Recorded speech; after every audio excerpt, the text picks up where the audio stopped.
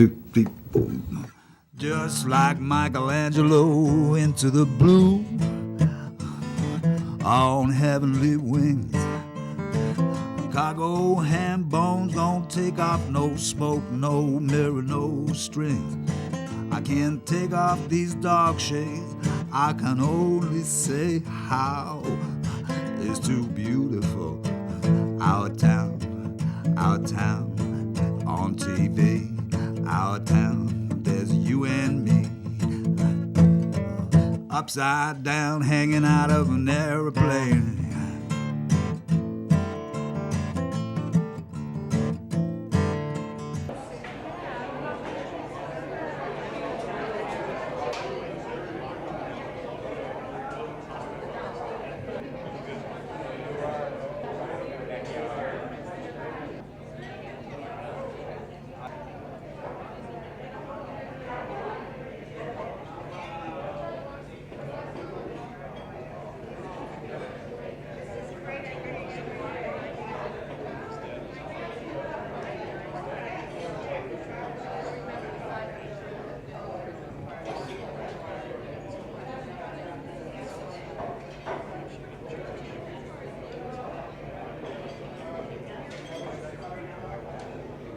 Good morning, everyone. Thanks for coming out this morning. I'm glad everybody could find their way to the new venue rather than being at the sports park. And you'll have to pardon me, but it's hotter than... I'm not a pizza maker, I guess. I'd like to welcome you to the Good News Breakfast. We're happy to have everybody here. It's a nice change of venue, and I'd like to thank Flatbread Company for opening up for us this morning and doing the breakfast.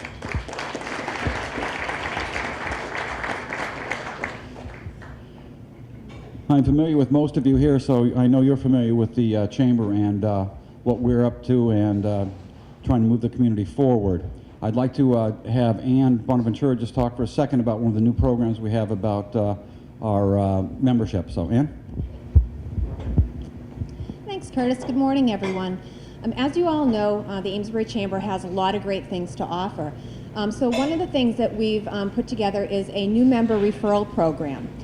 So for referring one new member, you would receive 2 free tickets to an upcoming Good News Breakfast Salute. If you refer 2 new members, you'd receive a $50 Amesbury gift card, and 3 new members, you would receive a $100 Amesbury gift card. So we're really trying to get the word out there. So if you know anyone out there who's not a member of the Chamber that could benefit from all the great things that we have to offer, I would invite you to have them come talk to us. On your way out today, there is a flyer that explains the program a little bit, so I'd invite you to please take one of those on your way out. Thank you. Thank you, Ann. I'd like to recognize a few people that are here today. We have Councilor Ann Ferguson with us. Thank you for coming out this morning. Mayor Thatcher Kezer. And we have Ken Good from Mass Development with us this morning, who's going to set up his office up here. So 2 times in the last couple of weeks, so we're happy to have you all here with us. Free pizza, so yeah. If that's all it takes to get you up here, you'll be up here once a week.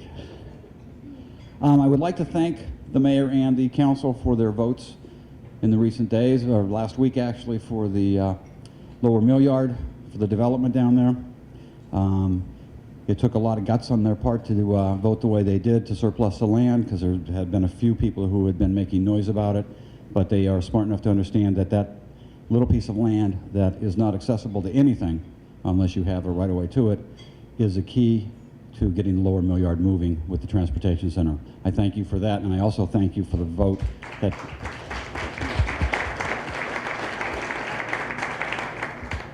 I also thank you for the vote that will be taken as far as the funding for the senior project, and that is also important to get that Lower Mill Yard moving forward. So thank you for that. It took a lot of guts, and we really appreciate it. It's going to help us out a lot in town here.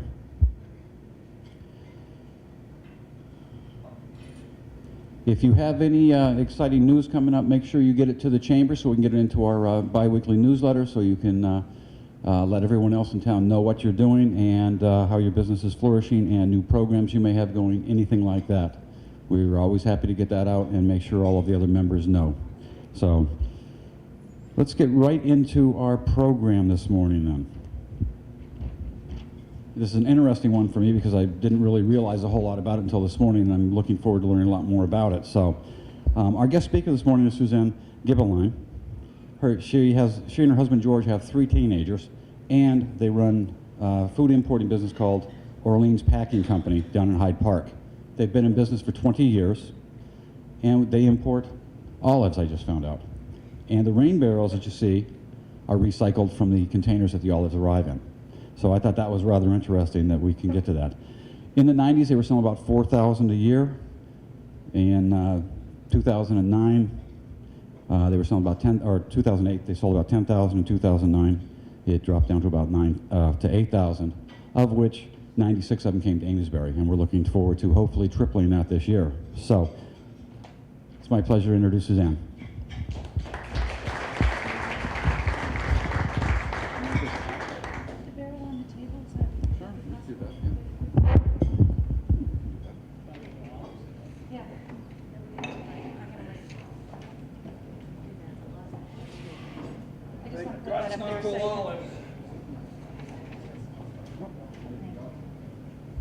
Thank you, everybody. This is such a warm venue. It's a reflection of what a great community you have here, and I really appreciate you giving me the time to come here and speak before you. As Curtis said, my husband and I have a food importing company. It's called the Orleans Packing Company. It's out of Hyde Park, and we've been importing food since 1988 from various countries, mostly Mediterranean specialty foods, which I want to make sure the people here at Flatbread hear that, because we do sell them. These particular barrels bring olives from Spain. We bring in probably about 50,000 barrels a year of this particular profile. They're not all exactly the same, but this kind of profile, 60-gallon drum, wide mouth, we bring in about 10,000. And so we empty the barrels at our plant in Hyde Park and put all the contents in bottles and distribute them around the country. And then we take the barrel and recycle it into a water collection system. And that's my part of the business. So I'm the salesperson for the Great American Rain Barrel Company. The barrel captures water from your downspout. So you have the surface of your roof. Average roof is probably about 2,500 square feet. That traps a certain amount of water which goes into your gutter system and then funnels down from the roof, and we trap it in a barrel. We have holes on the lid so the water can filter down. And then here we have a little screen. This is to prevent any insects from breeding inside the barrel. Okay, so then your barrel fills, and you have 2 ports here. You have one down here and one here. And these are to get the water out. You can either put it here, which is 14 inches above ground, to use it with a watering can, or you can put it down here to use with a hose. And you may ask, well, why don't you just put it down there and use it with a hose? These are gravity fed. A hose is generally 50 feet long, so you're not going to get enough pressure really to do anything. It works ideally to use it down here if you're going to use it with a soaker hose, where the hose is buried in your garden. But it's not going to pump it up into something, or you're not going to be able to spray anything unless you use it with a pump, which you can do. I don't personally promote the use of using it with a pump because it's sort of counterintuitive to me. We're trying to conserve water, and with the pump and spraying it, you're not as conservative with your water. So I use it the old-fashioned way, which is with a watering can. And actually, when I'm in my garden, I just unscrew the top and dunk my watering can or my bucket right in it, and then I go move around the garden. And so that's how you use it. Now, it has up here 2 additional ports, one here and one there, and these elbows are, the first one is for overflow, which you can attach this to redirect the water anywhere in your, anywhere away from your home or your foundation. Or you can also use it like we have here to link several barrels together. And this means that you can go from collecting 60 gallons to 120 or even 180. One of my favorite customers has 12 barrels, and he collects all, has them all engraved in the back of his home.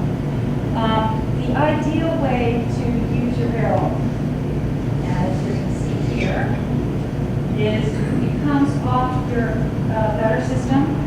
have something called Save the Rain Converter.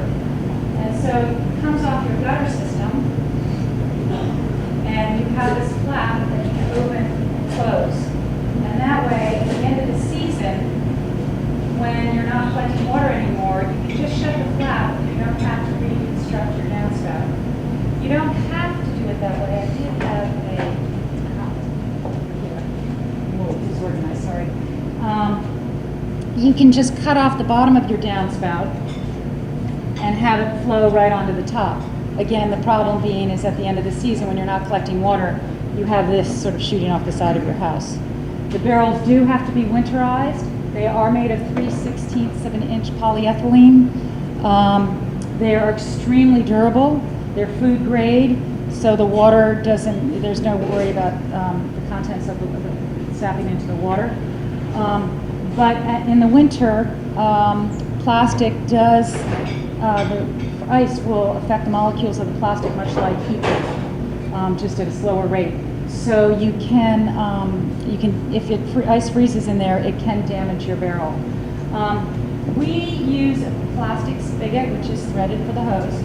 We prefer to use a plastic spigot because our experience has been that when you use a brass spigot, for instance, it conducts temperature at a different rate, and it will ultimately break down the molecules here, and you will eventually have a leak. Also, with brass, you can't thread it to the spigot more than once or twice. You put it in once, and then you get a leak, and you're going to solder it around, or you're going to do something. You can't take it out because it will strip the threads of the plastic. So we use a plastic spigot, and we've been very successful with the plastic spigot and had problems when we used the brass. Also, the brass tend to clog or can corrode over time, and because you can't replace it, you've damaged the barrel. So we have, these spigots can be replaced very easily. You just call us and send us another one. I'll send you another one. Now, I think I've covered fully how the barrel works. But you may be asking yourselves, why do you need a barrel? Well, water is, a global concern. It's not only local and national, but it's a global concern. Here in New England, we do see a lot of rain in the winter, but you cannot control the water flow. So in the summer months in New England, from, let's say, extended summer would be May through September, we probably see about 16 inches of rain. And on the average roof, that could amount to about 7,000 gallons worth of water that are coming off your roof. And the water use increases probably about 60% during the summer months when you want to water your garden, wash your car, fill your pool, wash your golf clubs, whatever it is that you're doing, water fights with your kids, whatever it is you're doing with outdoor recreation and gardening needs, that water usage does increase about 60%. So this is a very easy way to offset that usage. I would like to introduce our introducer, Alice Mainville, who is currently with the Amesbury Academy, and most of us will remember her as one of the first counselors here in Amesbury. So, Alice?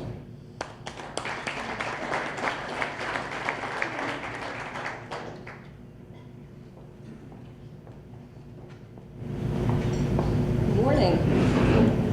When I first saw the list of today's Good News Breakfast salute recipients, I was especially glad to be a part of this morning's program. The businesses and organizations we're recognizing this morning represent two of what I consider to be Amesbury's greatest attributes, history and culture. How fitting that with our ties to John Greenleaf Whittier and Robert Frost, a bookstore is among our honorees. Further, we're recognizing the country's oldest working boat shop, as well as an entity which encompasses 11 organizations and 16 sites devoted to the preservation of Amesbury's rich history. After 6 months of researching the business, Joanne Wimberly left corporate training behind and opened her bookstore, Bertram and Oliver. Wimberly's decision to locate in downtown Amesbury was inspired in part by the enthusiasm of Nancy White, proprietor of Real Bodies Clothing from Bally on Main Street. White shared how much she loved having a shop in our historic downtown, and that many people had expressed to her the need for a bookstore in town. Although she claims to have many times questioned her sanity, Wimberly opened Bertram and Oliver on August 1st, 2009. While her new venture requires her to wear many hats, from book buyer to event planner, she reports that life is good and the change in her life has been a positive one. In case you were wondering, the bookstore's name comes not from two distinguished gentlemen, but from two of Wimberly's cats. And with 14 more felines at home, she definitely stands poised for expansion. Amesbury Treasures encompasses 11 organizations and 16 sites throughout the town, with a common goal of celebrating Amesbury's history. Their annual brochure informs residents and visitors of historic sites, sponsored events, and exhibits throughout the town. Some of these include trails and sales, Amesbury Days open houses, and Be a Tourist in Your Own Hometown. A full list of their sites can be found in their brochure and on their website. Treasures member Peter Bryant credits Richard Gale for inspiring the concept of Amesbury Treasures. A recipient of the Essex National Heritage's Pioneer and Preservation Award, Gale personally planted over 1,000 trees in Amesbury. According to Bryant, this may have also had something to do with Gale's love of dogs. Whatever the reason, his efforts helped lead to the creation of Amesbury Treasures. Amesbury Treasures' accomplishments include a new roof for Lowell's Boat Shop and getting the Macy Colby House placed on the National Historic Register. The Carriage Museum facilitated the skating rink at the town park. Both Richard and Peter tried the rink out a few weeks ago and report that Lysacek and Plashenko have nothing to worry about. Amesbury Treasures also helped commemorate the 2007 bicentennial anniversary of John Greenleaf Whittier's birth with exhibits, celebrations, and special programs. What made the programming extra special was the fact that every single Amesbury Treasure participated in the celebration in some way. Today we also honor one of the Amesbury Treasures, Lowell's Boat Shop. Established in 1793, it is the oldest continually operating shop in the country. 7 generations of the Lowell family have participated in the boat shop's operation. Hiram Lowell was considered the pioneer in the 19th century production of American dories, making the boat shop the leading dory business in the country at that time. In 1911, the shop produced over 2,000 boats. Since that time, boats produced at Lowell's have changed to reflect the needs of the times. Some designs were adapted for sale and later modernized to accommodate motors in the early 20th century. In 1976, the shop was sold to the Odell family, who revived the industry with commercial boat restoration and formal boat building classes. In the late 1980s, the owner sought national historic recognition. In 1988, Lowell's Boat Shop was listed in the National Register of Historic Places and declared a National Historic Landmark in 1990. Since 1994, it is operated as a nonprofit working museum. Presently, Lowell's Boat Shop offers innovative educational programs and exhibits, as well as seasonal rowing. And now I'd like to turn the program over to Mayor Kezer for the presentations. Thank you. I was hoping the temperature wasn't going to pass the flash point for paper while these were up here. It's a pleasure to come back and enjoy a good news breakfast because from my perspective in Amesbury, we do have lots of good news to talk about, and it's a pleasure to share these opportunities with all of you. I also want to add to Curtis's comments about congratulating the Municipal Council on their support for the Transportation Center. It is a tough time to take those votes, but I think something that's counterintuitive to the public comes naturally to all of you here in business, in the sense that the criticism I hear about moving forward on the transportation building, or as I'm talking about the DPW building, is we can't spend any money right now, we're in the middle of a recession. But the counterintuitive sense is now is the time to commit to capital investment in which you're going to be borrowing over a 20-year period, because this is the lowest cost for construction that we're going to see probably in how many cycles, and the lowest cost for borrowing. In fact, extraordinary low cost for borrowing because of all the federal government trying to stimulate the economy, that the interest rates are way below even the normal low. Now is the time to get those things in place and move forward, and as the economy comes back, it's like any house buyer would know, when you're house hunting, you want to hit it at the down end of the market, because when you start making those mortgage payments and things are going well, the relative cost is much less. So again, I'm pleased to have the opportunity to work with a municipal council who understands those concepts and willing to work, but it is still a tough thing to do right now, given the state of affairs. So I ask all of you folks here for your support. We need your vocal support. There is another vote to be taken next Tuesday on the transportation building. This is the final vote by the council. Given the committee's vote last week, those who don't understand the counterintuitive argument are going to come out and vocalize. We need the rest of the folks to come out and lend their voice to this process and give Ann and the other councilors the support they need, that this is the right decision to make at this time. So with that, good news.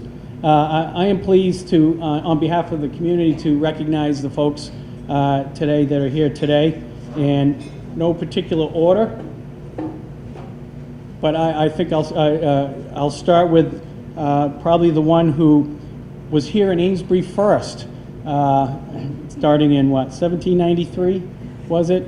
Lowell's Boat Shop. Who's representing Lowell's? Come on up. Oh, yes. And the citation reads, on behalf of the residents of the town of Amesbury, I am pleased to recognize Lowell's Boat Shop for preserving and perpetuating, I'm glad I had my coffee on these words, perpetuating the art and craft of wooden boat building since 1793 and promoting the history of Lowell's Boat Shop for many generations to come.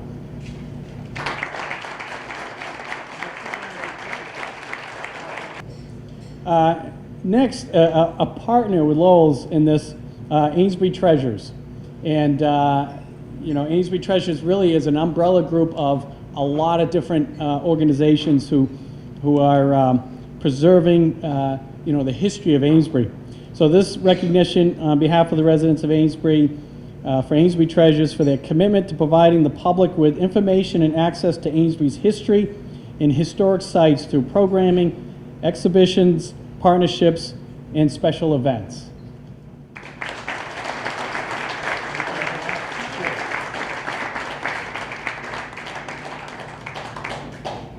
And I still have the CD in which you can put in your vehicle and drive around, and the track on the CD matches a number on the historic sites. You'll see the little fancy signs, and you go to a site and it's got a little sign with the number 6. You go to the 6th track on the CD, and it will tell you the history of that site and the background. And I think that's very creative and outstanding work by the folks. Whose idea was that? Good. I'm looking forward to a follow-up CD. This is your next greatest hits. This one, Bertram and Oliver Booksellers. I'm pleased to know where the name comes from. I hope you can open more bookstores faster than the cats can produce. Halfway through that statement, I said, where am I going with that? Come on up. Again, on behalf of the residents of the town, I'm pleased to recognize Bertram and Oliver Booksellers for joining our community and sharing your passion for books and reading. Best wishes for a successful and profitable endeavor, and we are very pleased to have you in Amesbury. Thank you so much. Thank you. So again, on behalf of all of us in Amesbury, congratulations to the three of you. All right. First, thank you everybody for coming out today. We had some great honorees, as usual. And of course, thank you Flatbread for our unique location and a different location for us. Thank you, Colleen.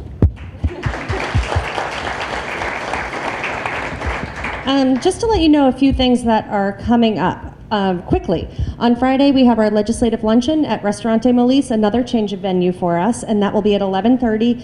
We have Kendra from Town Hall. Oh, you're coming? Sweet. Okay, well, the mayor will be there, which will be great. Congressman Tierney, State Representative Costello, and Senator Bador. And that's always really interesting. We get to hear from the state level what is happening as far as the transportation center goes, and all of the projects that we have in the works, the river walk. So it's a fantastic time to come out and just get a little re-educated on things we've been waiting on for a few years. We also, next week on Thursday, the 11th, we have our business after hours, and it's in conjunction with the Newburyport Chamber. It's at Merrimack Design down on Cedar Street, and that's from 5:30 to 7:30. They're going all out. They're going to have a band there, so bring your dancing shoes when you come. And one other thing for a save the date. We have a couple. Of course, the golf tournament, which is on June 7th, and that is going to be at the Links, again, up in South Berwick, Maine. And all the information is on our website, amesburychamber.com. And another thing, May 15th, we're having our first annual Amesbury First Festival around town. And it's a sustainability festival where all the businesses will be involved supporting the Local First campaign. We also will have vendors that are going to be, hopefully, we're trying to get this particular rain barrel company involved. If not, we might have a backup plan. Some ideas for composting, local events. We have a buskers band that's going to be walking around town, performing music, and all different types of events that are coming together.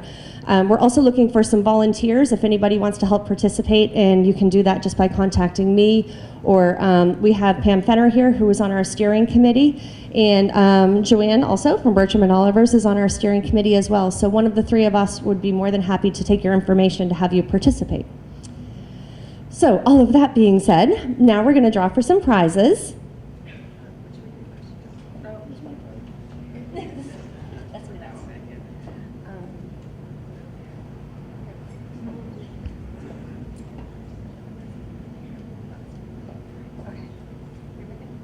All right. Oh, Norma Jean, no. Erica Brooks Sayers. She won a coupon for a free pizza here at Flatbread. Do you want to pick the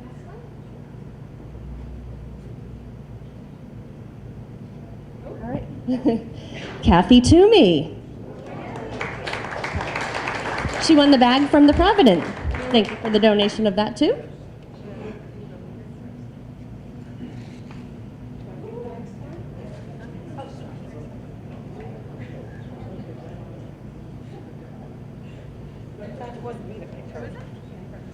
Oh, great. And Ann Ferguson, a $20 gift certificate to Charlotte's.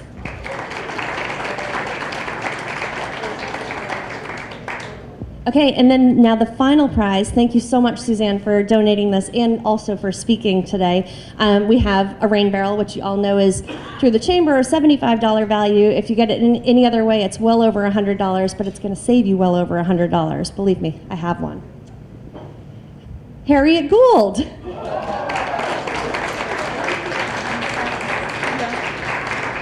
And we expect you to carry this out today, okay? No. Yes. Jay was thinking about buying a couple for out around the building. So you can maybe donate it to Jay. Well, that too. Let's see.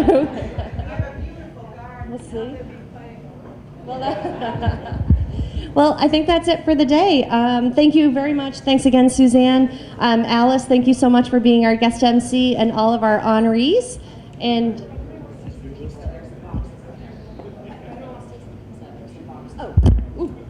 if anybody wants to take any pizza, there's some boxes up there. And also, everybody brought a bunch of information today for you to review. So between Amesbury Treasures, Bertram and Oliver's, Lowell's Boat Shop, as well as for the rain barrels, everything is up in the front on your way out if you want to grab some information. So thank you very much.